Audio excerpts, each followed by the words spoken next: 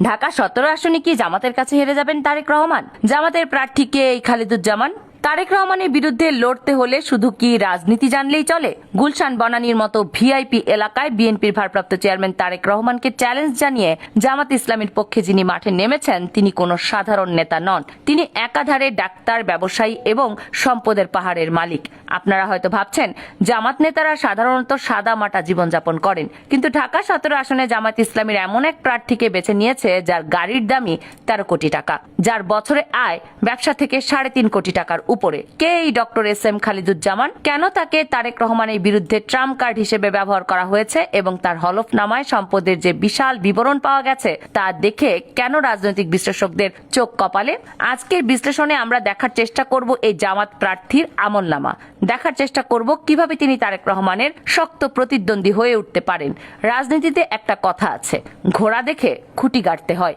ঢাকা 17 আসনটি গঠিত হয়েছে গুলশান, বনানী, বাড়িধারা এবং ক্যান্টনমেন্ট এলাকা নিয়ে, অর্থাৎ এটি দেশের সবচেয়ে ধনী এবং এলিট শ্রেণীর মানুষদের এলাকা। এখানে বস্তির রাজনীতি চলে না, এখানে চলে ব্লেজার স্যুটের রাজনীতি। বিএনপি যখন এই আসনে তাদের সর্বোচ্চ নেতা তারেক রহমানকে প্রার্থী করেছেন তখন সবাই ভেবেছিল জামাত হয়তো এখানে ছাড় দেবে, কিন্তু না, জামাত এখানে তাদের তুরুপের তাস খেলেছে। তারা মনোনয়ন দিয়েছে ডক্টর এস এম খালিদুজ্জামানকে। নির্বাচন কমিশনের ওয়েবসাইটে তার জমা দেয়া হলফনামা আমরা বিশ্লেষণ করেছি এবং সত্যি বলতে তথ্যগুলো চমকে দেওয়ার মতো। ডক্টর খালিদুজ্জামান পেশায় একজন চিকিৎসক হলেও তার মূল পেশা কিন্তু একজন সফল ব্যবসায়ী। হলফনামা বলছে ব্যবসা থেকেই তার বাৎসরিক আয় 3,52,00,000 টাকা।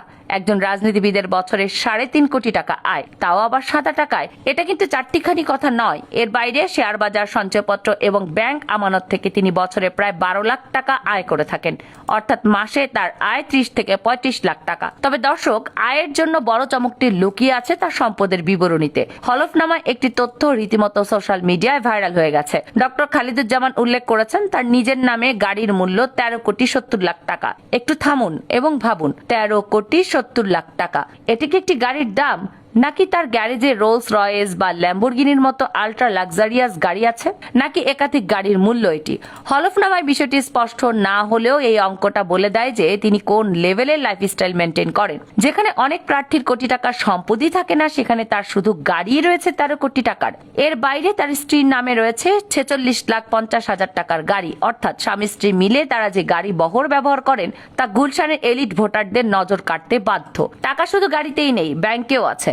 ডক্টর খালিদুজ্জামানের হাতে নগদ অর্থ আছে 68 লাখ টাকার বেশি, ব্যাংকে জমা আছে 33 লাখ টাকা, আর সঞ্চয়পত্রে বিনিয়োগ আছে 1,36,00,000 টাকার উপরে। শেয়ার বাজারেও তিনি বড় খেলোয়াড়। তার নিজের নামে 2,25,00,000 টাকা এবং স্ত্রীর নামে 90 লাখ টাকার বন্ড শেয়ার রয়েছে। আর সোনা, সেটাও কিন্তু কম নয়, নিজের 20 ভরি এবং স্ত্রীর 40 ভরি সোনা, মোট 60 ভরি স্বর্ণালঙ্কার রয়েছে তার।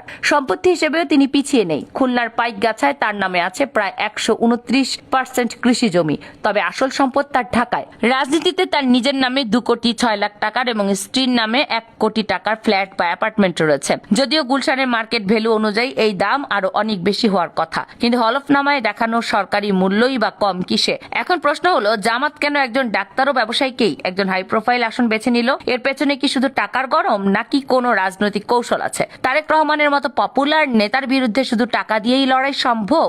এবং সবচেয়ে বড় প্রশ্ন, ডক্টর খালিদুজ্জামানের এই বিশাল বৃত্ত বৈভবকেই কি ভোটারদের আকৃষ্ট করবে? এটি বুঝতে হলে আমাদের প্রথমেই বুঝতে হবে ঢাকা 17 আসনটির চরিত্র বা ডেমোগ্রাফি। গুলশান, বনানী, বাড়িধারা এই এলাকাগুলো বাংলাদেশের পাওয়ার করিডোর। এখানে যারা ভোটার তারা সাধারণত খেটে খাওয়া মানুষ নন। এখানে থাকেন দেশের শীর্ষ ধর্নাঢ্য ব্যবসায়ীরা, কূটনৈতিক আমলা এবং এলিট সোসাইটির প্রতিনিধিরা। এই শ্রেণীর ভোটারদের কাছে পৌঁছাতে হলে এমন একজন প্রার্থীর প্রয়োজন যার সামাজিক মর্যাদা এবং আর্থিক সক্ষমতা তাদের লেভেলের সাথে ম্যাচ করে। জামাত খুব স্মার্টলি এই জায়গাটাকে টার্গেট করেছে। তারা ডক্টর এস এম খালিদুজ্জামানকে বেছে নিয়েছেন কারণ তিনি একাধারে একজন চিকিৎসক এবং সফল ব্যবসায়ী। তার এই প্রফেশনাল আইডেন্টিটি গুলশানের ভোটারদের কাছে তাকে রিলেটেবল বা গ্রহণযোগ্য করে তুলতে পারে।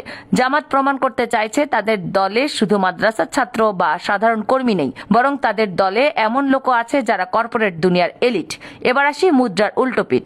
ডক্টর খালিদুজ্জামান যত বিত্তশালী হোক না কেন, তার প্রতিদ্বন্দ্বী আসলে কে?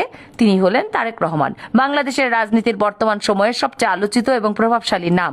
তারেক রহমানের লড়াইটা টাকার অঙ্কে মাপা যাবে না। তার সাথে আছে বিএনপির বিশাল ভোট ব্যাংক, শহীদ জিয়ার লিগেসি এবং 16 বছর বছরের আন্দোলন সংগ্রামের ইমেজ। গুলশানের সাধারণ মানুষ হয়তো টাকা দেখে ভোট দেবে না, তারা জোট দেখে জাতীয় রাজনীতির সমীকরণ মেলাবে। কিন্তু জামাত এখানে একটি স্ট্র্যাটেজিক গেম খেলছে। তারেক রহমানের বিরুদ্ধে এমন শক্তিশালী প্রার্থী দিয়ে তারা বিএনপিকে একটা প্রচ্ছন্ন বার্তা দিতে চাইছে। বার্তাটি হলো জামাত এখন আর আগের মতো দুর্বল নেই, তারা বিএনপির শীর্ষ নেতাদের আসনেও চ্যালেঞ্জ জানাতে সক্ষম। এটি আসলে ভোটের লড়াইয়ের চেয়েও বেশি শক্তিশালী প্রদর্শনী। বিশেষজ্ঞরা বলছেন ডক্টর খালিদুজ্জামান শুধু জয়ের জন্য লড়ছেন না, তিনি লড়ছেন জামাতের ব্র্যান্ডিং পরিবর্তনের জন্য। তার এই বিশাল সম্পদে হলফনামা প্রকাশ করার মাধ্যমে জামাত জানান দিল যে অর্থনৈতিকভাবে তারা এখন দেশের যে কোনো বড় দলের সাথে টেক্কা দেওয়ার সক্ষমতা রাখে। দর্শক, গুলশানের ভোট যুদ্ধ এবার একটি ত্রিমাত্রিক রূপ নিতে যাচ্ছে। একদিকে তারেক রহমানের আবেগ এবং ঐতিহ্য, অন্যদিকে ডক্টর খালিদুজ্জামানের বৃত্ত এবং পেশাদারি ইমেজ। আর এর মাঝখানে ভোটাররা, যারা এবার হয়তো প্রার্থীর যোগ্যতা এবং সক্ষমতা দুটোই মেপে দেখবেন। সবশেষে ঢাকা 17 আসনের এই লড়াই 2026 সালের নির্বাচনে সবচেয়ে ইন্টারেস্টিং চ্যাপ্টার হতে যাচ্ছে। এখন দেখার বিষয় জামাতের জনপ্রিয় এ নেতা তারেক রহমানের জনপ্রিয়তার স্রোতে কতটা টিকতে পারে। তবে একটা বিষয় নিশ্চিত, জামাত তাদের প্রার্থী সিলেকশনে যে চমক দেখিয়েছে তা রাজনীতিতে নতুন মেরুকরণের ইঙ্গিত দিচ্ছে। তারা বুঝিয়ে দিল মাঠের রাজনীতি এবং ড্রয়িং রুমের রাজনীতি উভয় জগতেই তারা প্রস্তুত। দর্শক, আপনাদের কি মনে হয় গুলশানে এই প্রেস্টিজিয়াস লড়াইয়ে শেষ হাসিটি আসলে কে হাসবে? তারেক রহমানের ধানের শীষ নাকি ডক্টর খালিদুজ্জামানের দাড়িপাল্লা? কমেন্টে জানিয়ে দিন আপনার সুচিন্তিত মতামত। নির্বাচনের প্রতিটি হাইলাইটেড নিউজ এবং গভীর বিশ্লেষণ পেতে আমাদের চ্যানেলটি ফলো এবং সাবস্ক্রাইব করে আমাদের পাশে থাকুন।